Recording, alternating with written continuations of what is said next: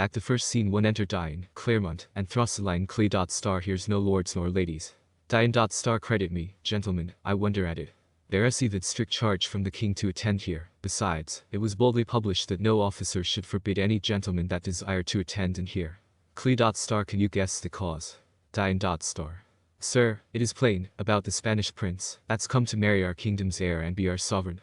Many that will seem to know much say she looks not on him like a maid in love. Dian.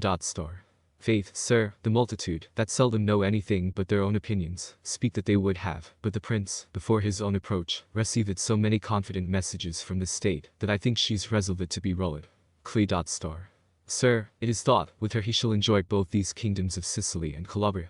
Dian. Sir, it is without controversy so meant. But 'twill be a troublesome labor for him to enjoy both these kingdoms with safety, the right heir to one of them living, and living so virtuously, especially, the people admiring the bravery of his mind, and lamenting his injuries. Clee. Who, Philaster? Dian. Yes, his father, we all know, was by our late king of Calabria, unrighteously deposed from his fruitful Sicily.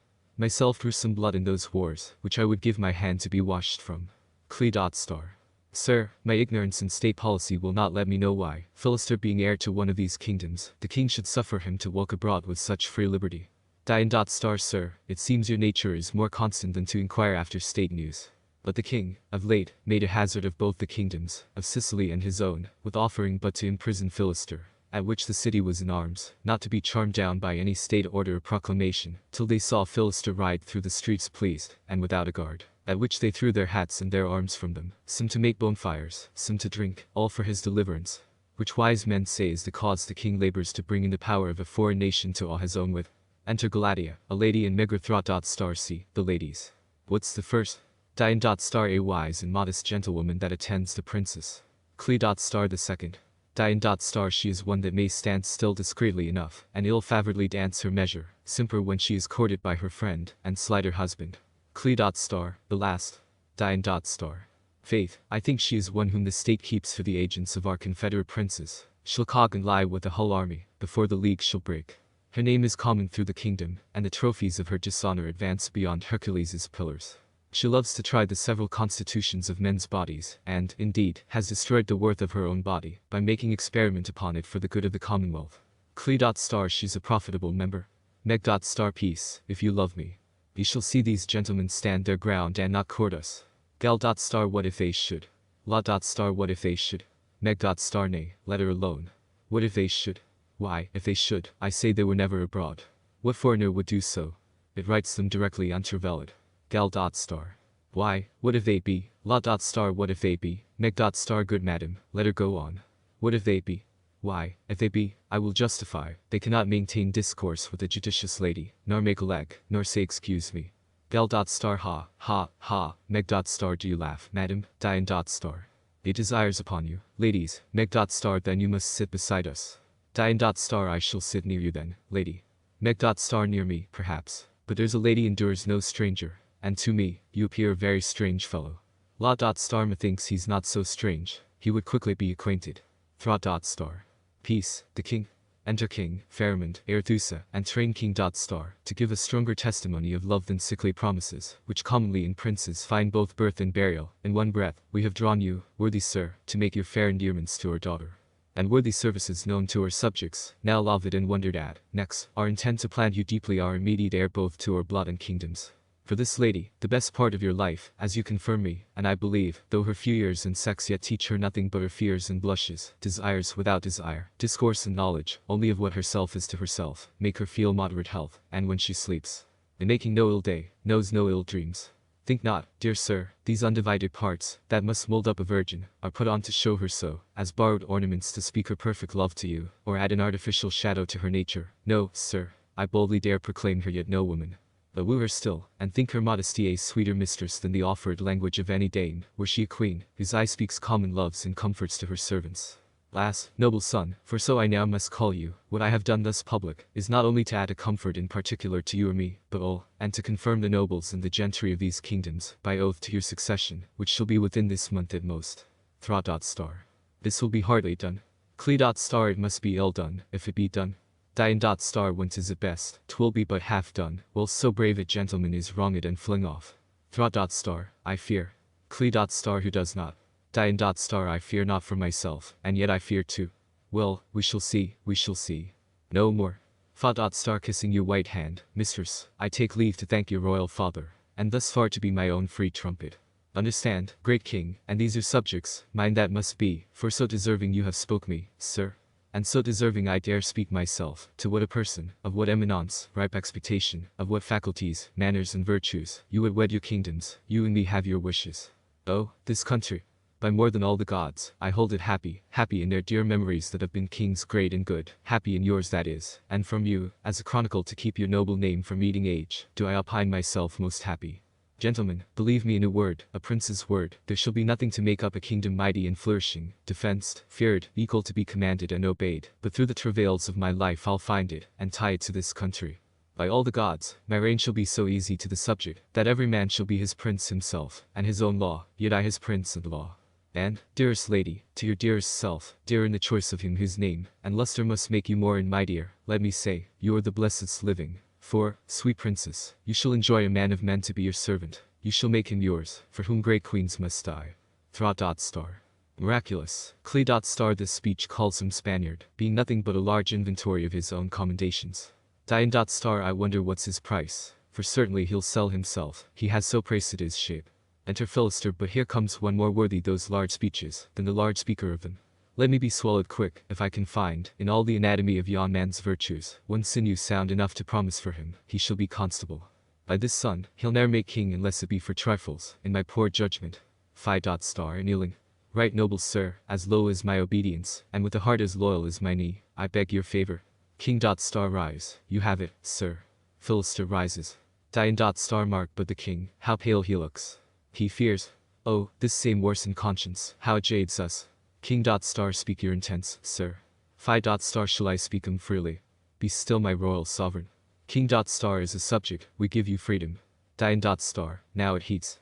Phi dot star then thus I turn my language to you, prince, you, foreign man. Ne'er stare nor put on wonder, for you must endure me, and you shall. This earth you tread upon, a dowry, as you hope, with this fair princess, by my dead father, oh, I had a father, whose memory I bow to.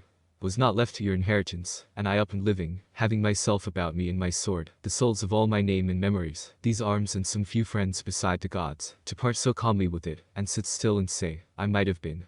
I tell thee, Pharamond, when thou art king, look I be dead and rotten, and my name ashes, for, hear me, Pharamond.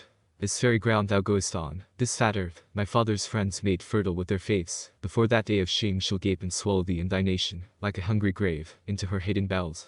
Prince, it shall. By the just gods, it shall, Fa dot star. He's mad, beyond cure, mad. Dian dot star here is a fellow has some fire in his veins. The outlandish prince looks like a tooth drawer. Phi dot star sir prince of Papinges, I'll make it well appear to you I am not mad. King dot star, you displease us. You are too bold. Phi dot star. No, sir, I am too tame, too much a turtle, a thing born without passion, a faint shadow, that every drunken cloud sails over, and makes nothing. King dot star I do not fancy this. Call our physicians, sure, he's somewhat tainted. Thra dot star I do not think 'twill prove so. Dian dot star. Ha's given him a general purge already, for all the right he has, and now he means to let him blood. Be constant, gentlemen. Be heaven, I'll run his hazard, although I run my name out of the kingdom. Cle dot star peace, we are all one soul. Fa dot star. What you have seen in me to stir offence I cannot find, unless it be this lady, offer it into mine arms with the succession, which I must keep, though it hath pleased your fury to mutiny within you, without disputing your genealogies, or taking knowledge whose branch you are. The king will leave it me, and I dare make it mine. You have your answer. Phi dot star, if thou wert sole inheritor to him that made the world his, and couldst see no sunshine upon anything but thine, were Pharamond as truly valiant as I feel him cold, and ring it among the choicest of his friends, such as would blush to talk such serious follies, or back such bellied commendations, and from this presence, spite of all these bugs, you should hear further from me. King dot star. Sir, you wrong the prince, I gave you not this freedom to brave our best friends. You deserve our frown. Go to, be better tempered. Phi dot star it must be, sir, when I am nobler used. Gal dot star ladies, this would have been a pattern of succession, had he ne'er met this missive. By my life, he is the worthiest the true name of man this day within my knowledge. Neg dot star I cannot tell what you may call your knowledge, but the other is the man set in mine eye. Oh, 'tis a prince of wax. Gal dot star a dog it is. King dot star Philaster, tell me the injuries you aim at in your riddles. Phi dot star. If you had my eyes, sir, and sufferance, my griefs upon you, and my broken fortunes, my once great, and now naught, but hopes and fears, my wrongs would make ill riddles to be laughed at. Dare you be still my king, and right me not. King. Give me your wrongs in private. Phi. Take them, and ease me of a load would bow strong Atlas. They whisper. Cle. He dares not stand the shock. Dian. I cannot blame him, there's danger in't. Every man in this age has not a soul of crystal, for all men to read their actions through. Men's hearts and faces are so far asunder, that they hold no intelligence. Do but view yon stranger well, and you shall see a fever through all his bravery, and feel him shake like a true tenant. If he give not back his crown again upon the report of an elder gun, I have no augury. King. Go to, be more yourself, as you respect our favor, you'll stir us cells. Sir, I must have you know, that you are, and shall be, at our pleasure, what fashion we will put upon you. Smooth your brow, or by the gods. Phi. I am dead, sir, you my fate. It was not I said, I was wronged, I carry all about me my weak stars led me to, all my weak fortunes. It dares in all this present speak, that is but man of flesh, and may be mortal. Tell me I do not most entirely love this prince, and honor his full virtues. King. Sure, he's possessed. Phi. Yes, with my father's spirit. It's here, O king, a dangerous spirit. Now he tells me, king, I was a king's heir, bids me be a king, and whispers to me, these are all my subjects. 'Tis strange he will not let me sleep, but dives into my fancy, and there gives me shapes that kneel, and do me service, cry me king, but I'll suppress him, he's a factious spirit, and will undo me. Far. Noble sir, your hand, I am your servant. King. Away. I do not like this, I'll make you tamer, or I'll dispossess you both of your life and spirit. For this time I pardon your wild speech, without so much as your imprisonment. Excellent king, Pharamond, Arethusa and attendants. Dian. I thank you, sir, you dare not for the people. Gal. Ladies, what think you now of this brave fellow? Meg. A pretty talking fellow, hot at hand. But I yon stranger, is he not a fine complete gentleman? Oh, these strangers, I do affect them strangely. They do the rarest home things, and please the fullest. As I live, I could love all the nation over and over for his sake. Gal. Gods comfort your poor head peace, lady. 'Tis a weak one and had need of a nightcap. Excellent ladies. Dian. See, how his fancy labors. Has he not spoke home and bravely? What a dangerous train did he give fire to. How he shook the king. Made his soul melt within him, and his blood run into way. It stood upon his brow like a cold winter dew. Phi. Gentlemen, you have no suit to me. I am no minion.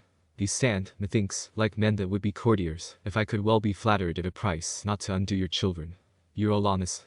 Go, get you home again, and make your country a virtuous court, to which your great ones may, in their diseased age, retire and live recluse. Cle. How do you, worthy sir? Phi. Well, very well, and so well that, if the king please, I find I may live many years. Dian. The king must please, whilst we know what you are and who you are, your wrongs and virtues.